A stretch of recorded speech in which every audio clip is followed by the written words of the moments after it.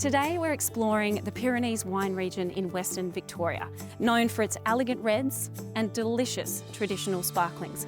We'll be visiting the Glen Lofty vineyard and the Decameron station. But first, I'm off to Blue Pyrenees. I'm Lee, and welcome to the Cellar Door.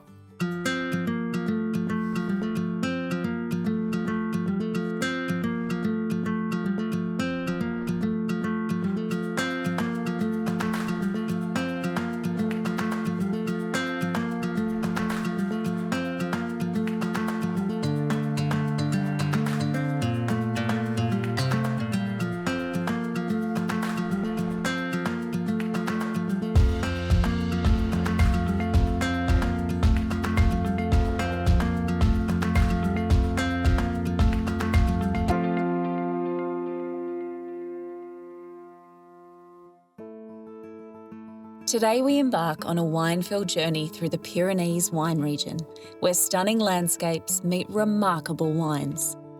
Nestled in Western Victoria, this region is renowned for its red wines, notably Shiraz and Cabernet Sauvignon. These two varieties have earned international acclaim for their exceptional quality, expertly highlighting this region's cool climate character. Our first destination is Blue Pyrenees Estate, a winery steeped in history and dedicated to crafting exceptional wines that authentically represent this unique terroir. Established in 1963, this estate has deep roots in the Pyrenees, thanks to its founders from Remy Martin, renowned for cognac brandy. They harness the diverse slopes, elevations and microclimates in their vineyard to produce a full spectrum of red, white and sparkling wines, all from a single estate. Later in our journey, we'll explore Glen Lofty Estate, another illustrious winery in the Pyrenees. Glen Lofty has been crafting wine since 1994, and their commitment to producing an impressive range of exceptional wines is truly remarkable. But for now, our focus is on the Blue Pyrenees Estate. It's time to meet our first guest, Simon. As the National Sales Manager of Blue Pyrenees Estate, Simon is a treasure trove of knowledge about this region's winemaking heritage. Together, we'll uncover the secrets of Blue Pyrenees' exceptional terroir. Let's find out more about the history of Blue Pyrenees Estate. So it goes back mid-1800s, Lee. So there was grapes and wine made here by a chap called McCareth, but the Presbyterian minister shut it down because of the ungodly production of wine. Oh, so it wasn't the Phylloxera? phylloxera. It wasn't the phylloxera that shut you didn't down. come to the Pyrenees. No. No, It was a minister. And then to 1963, we were started by Remy Martin, the French company. Wow, yeah. And to arrive at why they came to Avoca, they overlaid a climatic map to find the coolest climates that could sustain premium grape growing that was also had the right soil profile. So it was either Pemberton in WA or Avoca, and they chose Avoca. That was back in 1963. So Simon, can we talk a little bit more about the area? We are quite close to the Grampians, but this is the Pyrenees area here, is that correct? Yeah, so the Grampians are to the west of Melbourne. We're neighbouring the Grampians, so we're northwest. 22 wineries here. It's a very authentic region, very welcoming. You might have to drive up a dirt road and step over a dog, but you'll meet the owner and they'll be very pleased to see you. And the wines speak of where they come from. They're really, the Pyrenees is a great region to grow wine. It's got a cool climate, but you get long flavour development, but with good bracing acidity as well. So we're at about 250 metres above sea level, and our vineyard goes up to about 350. So it's a cool climate. Yep. Very cool climate. Lovely. Great for sparkling wine, but also good for Cabernet Sauvignon and Shiraz.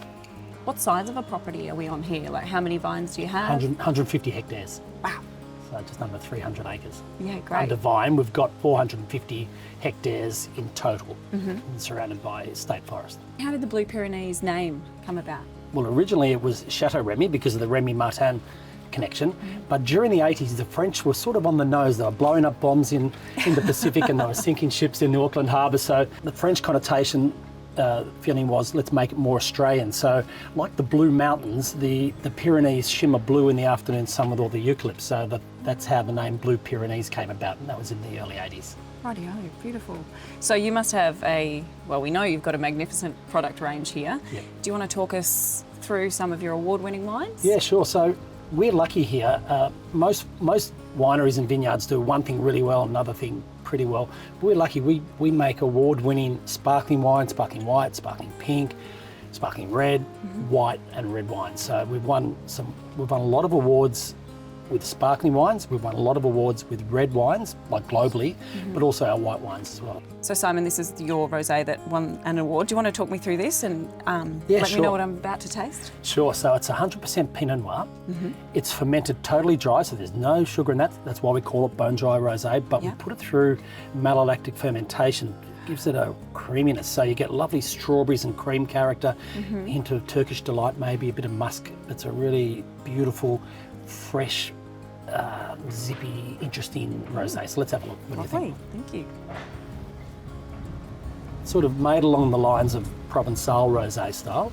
Okay, which is? Which is dry and pale. So we're not looking for bright pinkness, looking for pale.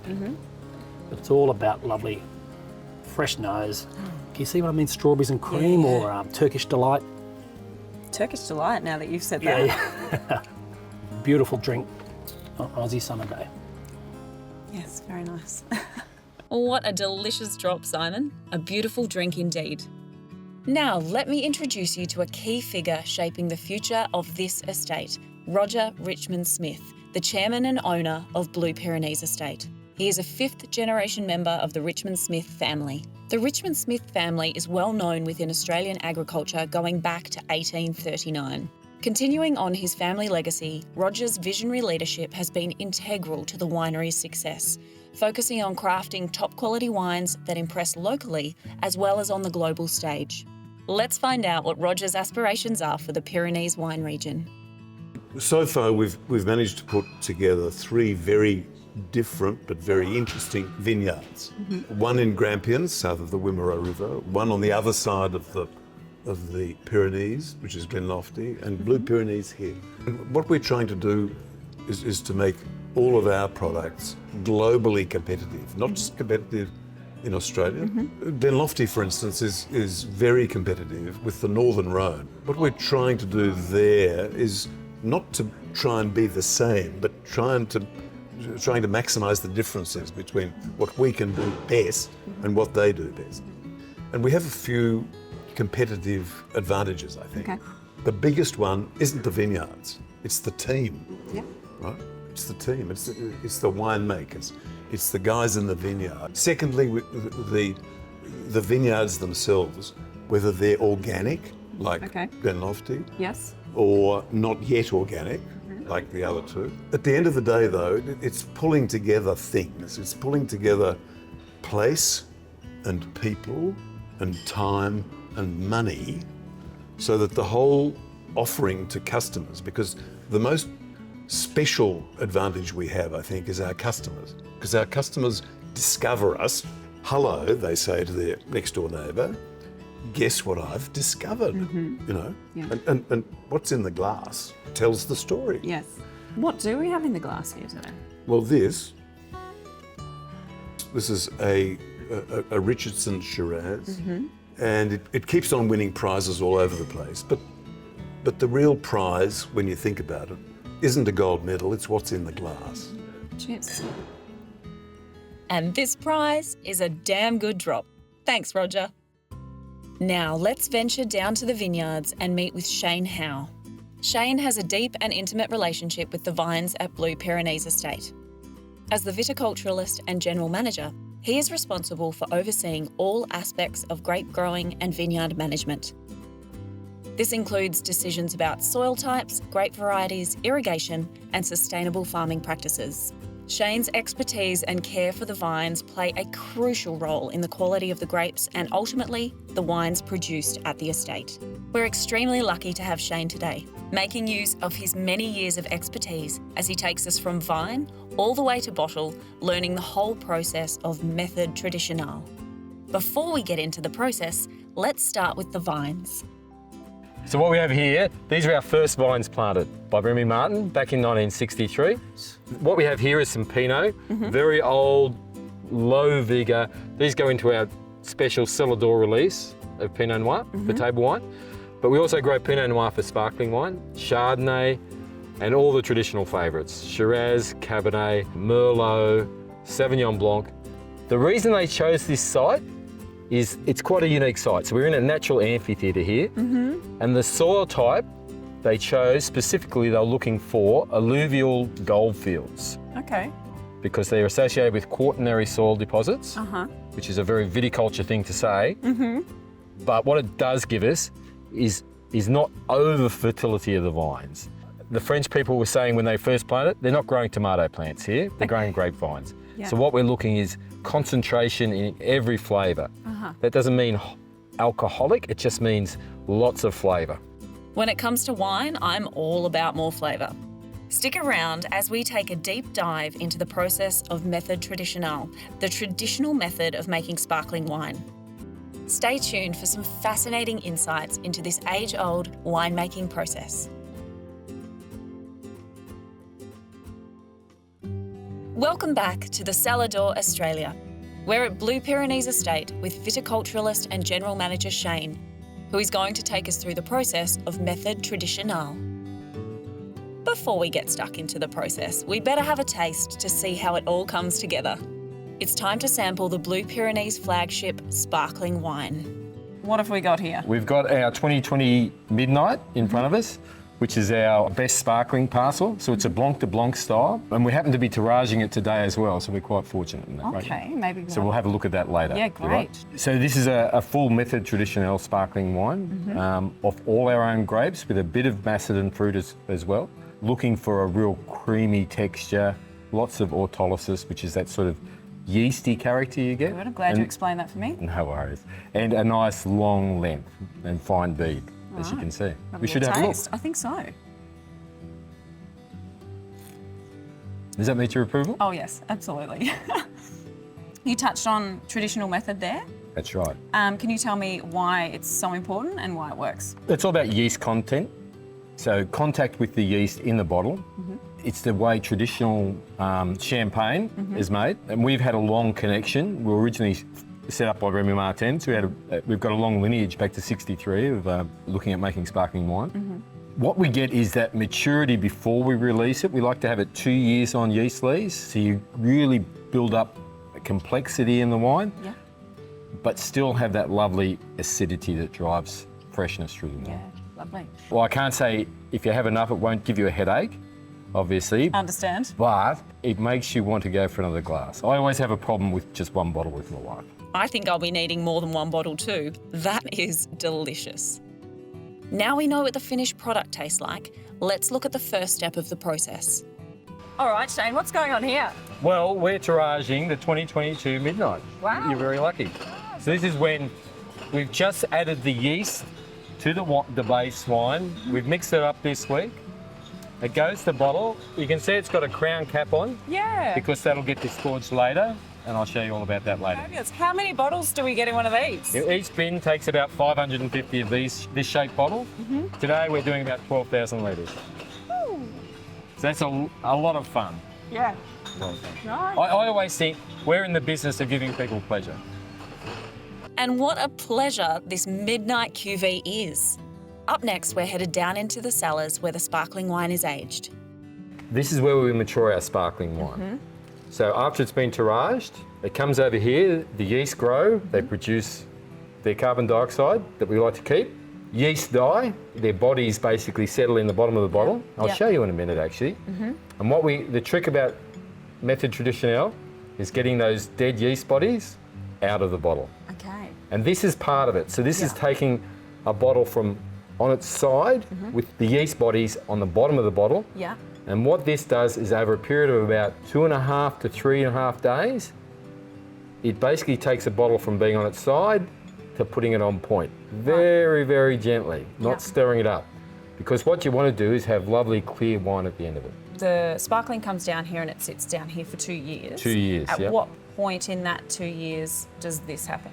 It's just prior to disgorging. So maybe a week before disgorging. Unfortunately, we're not disgorging today, but I can show you where we do it. Great. And finally, on to the last stage of the process. This is the final stage for sparkling wine production. So this is our disgorging area. As you can see, we're underground here because the temperature is very important. And we try and use that thermal mass of the earth to keep it nice and cool.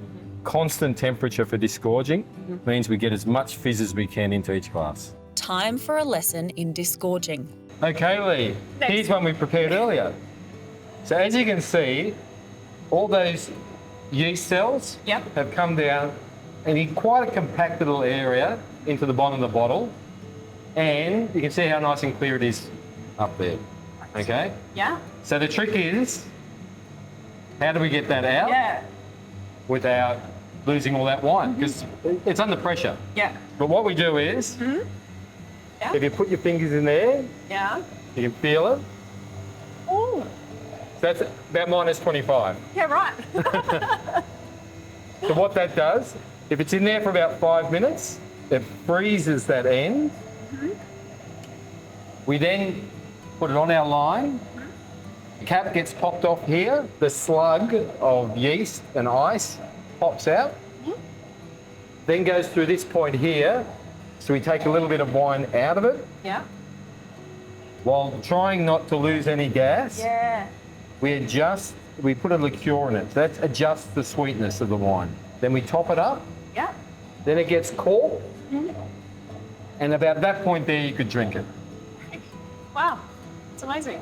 There's a lot of work in sparkling wine. Yeah. If you think about a red wine, sort of a hand touches the bottle maybe twice. Put it on the line, take it off the line. Yeah. You've seen how many times we have to manually handle the wine. You wouldn't do there's other ways you can make sparkling wine, but we believe this is the best way to get the best sparkling wine for you to enjoy. Yeah. I can see why now all the hard work. Thank you so much, Shane, for taking us through that. And Thanks for visiting. thanks for having us.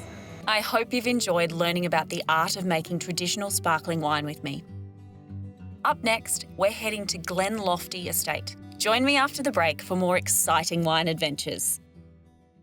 Whilst filming the Cellar Australia in the Pyrenees, our crew chose to stay at the Avoca cottages. Nestled amongst nature in the heart of the Pyrenees wine region, the Avoca cottages offer a quiet, relaxing getaway. Visit one of the many nearby wineries well known for producing quality reds. The cottages overlook a picturesque countryside view of River Red Gums and the local golf course, only 2 hours drive from Melbourne. To book your stay at the Avoca cottages, visit avocacottages.com.au.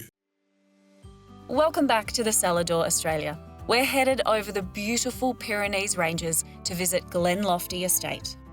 This vineyard stands at an impressive elevation of approximately 300 metres or 1,000 feet above sea level. Glen Lofty Estate's expansive 140 hectares of vineyards are meticulously divided into 30 individual vineyard blocks, each with its distinct charm and character. Here, nature's artistry takes centre stage with 13 blocks dedicated to Shiraz, 5 to Cabernet Sauvignon, 3 each to Merlot and Nebbiolo, 2 to Chardonnay and Viognier, and 1 each to Marsanne and Roussanne.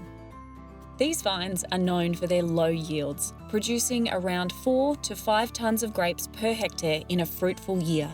The estate's unique location in the foothills translates to cooler ripening conditions than its regional counterparts, along with a touch more rainfall during the growing season. The gentle slopes of the valley provide a diverse range of aspects and soil types, resulting in a splendid variety of fruit characters. We're headed up into the hills overlooking the Glen Lofty Valley to meet with viticulturalist and winemaker Scott.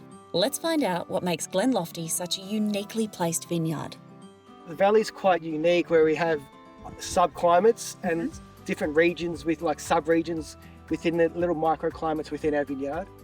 So we have the valley floor, as you can see down low, which is quite sedimentary, really fertile, and then we have some hills with more granite and quartz.